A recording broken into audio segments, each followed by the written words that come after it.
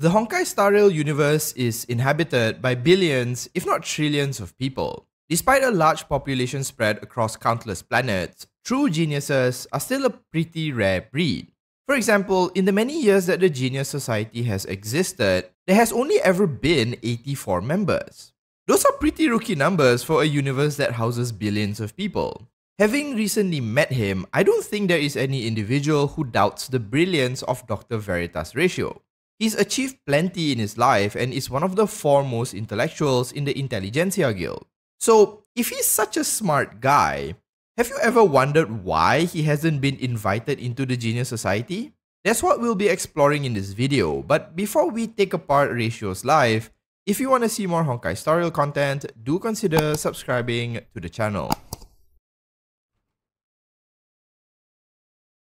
For all intents and purposes, Dr. Veritas Ratio is intellectually gifted. His teachers had noticed his brilliance even from a very young age. He had already started attending university courses when he was only in high school and had mastered subjects such as mathematics, physics, and even philosophy by that time. In a recommendation letter by one of his former lecturers, Professor Rond, Ratio was described to have far surpassed even the undergraduates learning the same course he was. Professor Ron even described a moment where his own theorems that went unproven for years was solved by Ratio in a matter of weeks, showing just how far ahead he was compared to everyone else, even his teachers. The letter essentially made a plea or perhaps suggested that Ratio was the kind of mind that came around only once every few generations, and that the University of Veritas Prime, the foremost learning institution on their planet, would do well to accept him into their school. Ratio's academic achievements didn't stop here though. After being accepted into the University of Veritas Prime, he went on to continually improve himself and break through every layer of expectation that was put on him. By the end, he had acquired a total of 8 doctoral degrees, was awarded a first-class honors degree which hadn't been awarded in 2 Amber eras, and had taught a total of 52 courses during his time there. He even uses his intelligence for the betterment of those around him, creating tools and inventions which he shares with the larger universe that has propelled planets and even star systems tens to hundreds of years into the future. Even among those in the Intelligentsia Guild, Ratio is rumored to be a Mundanite, a secretive group of the smartest among the guild who allegedly have a lot of influence on the guild's operations itself. Suffice to say, Dr. Ratio is an accomplished scholar with the intelligence to back it up, and even according to in-universe lore, there is no one who would refute this. So why then has Nous largely ignored him? If he is as smart as his accomplishments and accolades claim he is, why has the Eon of Erudition not invited him to join the Genius Society? Well, this is where the video goes into a bit of speculation, as truthfully, there isn't an in-universe explanation for this just yet. The first thing that comes to mind for Ratio's inability to join the Genius Society is that maybe he's just not smart enough. I mean, don't get me wrong, he is without a doubt intelligent, especially when compared to the average person in Star Rail, but perhaps the Genius Society only really considers those who are the 1% of the 1%. So it could be that he is indeed smart, but can't compare to heavy hitters like Herta, Ruanmei, or Zenda Kuwabara. A rather interesting expansion on this idea is the fact that most who are in the Genius Society have each solved Nous' riddle and met the sentient computer personally. What I'm referring to is the test that Nous has laid out for practically anyone to do. You see, while most eons only make themselves known to those who exemplify their paths, Nous is actually quite accessible. All you have to do is to solve an increasingly difficult set of riddles that brings you to his temple. Here, you can actually meet the Eon and ask it whatever you want.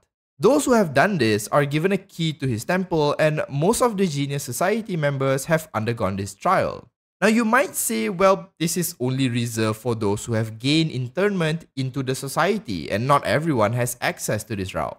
The problem is we actually have examples of people who aren't in the society complete this trial, like Fu Xuan.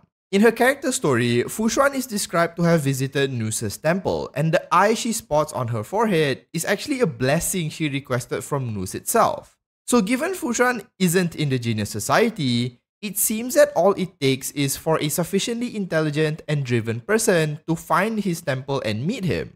It could be that Ratio has yet to do this, and why Nous has not yet considered or noticed him.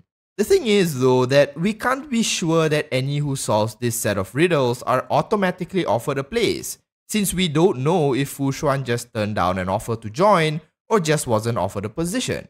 Another interesting idea as to why Ratio hasn't been invited is that perhaps Nous just knows that Dr. Ratio isn't meant for greater things. Most of the Genius Society members are those that have a significant role to play in the universe. Rupert, the 27th member, was the creator of the anti-organic equation and the instigator of the mechanical wars. Elias Salas created the synesthesia beacon, Skrulum is one of the best hackers in the universe, and Ron May has even cultivated her own planet, and the list just goes on. Each member has not only invented things but has had a significant role in changing the universe itself. Perhaps even with all his accomplishments, Ratio just isn't meant to significantly change the landscape of the universe. But wait, I hear you say, how could Nous possibly know this? Well, it's been hinted for a while now that Nous likely knows the future, or at the very least, is able to predict it with great accuracy. The matrix of prescience the Xianzhou Alliance uses to predict the future was developed based on Nous' gifts. The third eye that Fu Xuan uses, which lets her see possible branches of future events, is a gift from Nous. Nous has even been said to have predicted the outcomes of the mechanical war and Rupert's death in the Gold and Gears simulated universe story, where all three predictions it made came true. Some even considered these predictions to be set in stone given Nous was the one who made them. So perhaps right now, Nous just doesn't see Ratio doing anything significant in the future and why he hasn't been considered as a candidate for the society. There's plenty of other possibilities as to why Ratio hasn't been invited. Maybe he isn't exceptional enough, or maybe his penchant for helping others prevents him from making a major breakthrough. The point is that there isn't a definitive answer.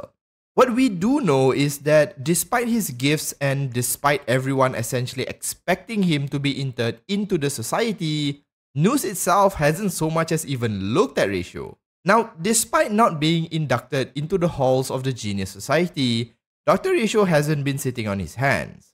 Whether or not he's given up, no one can really say, but Dr. Ratio has devoted himself to helping others. He currently views ignorance in the universe as a disease, and only through education and the dissemination of knowledge can it be curtailed. In his conversation with Skrulum, it's evident that he holds some resentment towards the geniuses of the society, as he views them as selfish and covetous with their knowledge. He even considers the path of erudition to be inherently flawed. While he states that he only has the betterment of his fellow man in mind, it's quite obvious that his dislike of the society and its members are tinged with some level of jealousy. A jealousy born from him just being short of worthy to stand next to the true geniuses of the universe. I personally believe this is what motivates him to help others, as he knows firsthand what it actually feels like to be smart enough to see the problems of the world but not intelligent enough to actually solve all those problems. He likely believes that how he views average people is how the geniuses of the society view him, and it's likely a sore point for him. The way he talks about people like Herta, Skrulum, or Ruan Mei quite obviously shows that he feels inferior to them despite all the good he has done. Even in his character story, most feel sorry for him, as despite his actions and intelligence, he is seemingly a few IQ points short of entering the Smart People Hall of Fame. Whether or not he will eventually be invited to the society is anyone's guess, but he does seem to have accepted his station in life, and perhaps this feeling of inadequacy is what really prevents him from reaching the heights of true genius.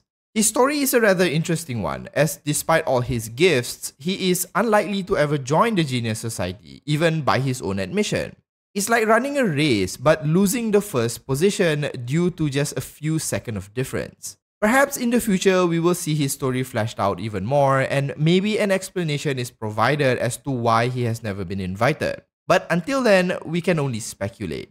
Let me know in the comments why you think he hasn't been invited to join the Genius Society, or is he even worthy of it? If you enjoyed watching the video, do consider liking and subscribing to the channel. Thanks so much for watching, and as usual, have a nice day.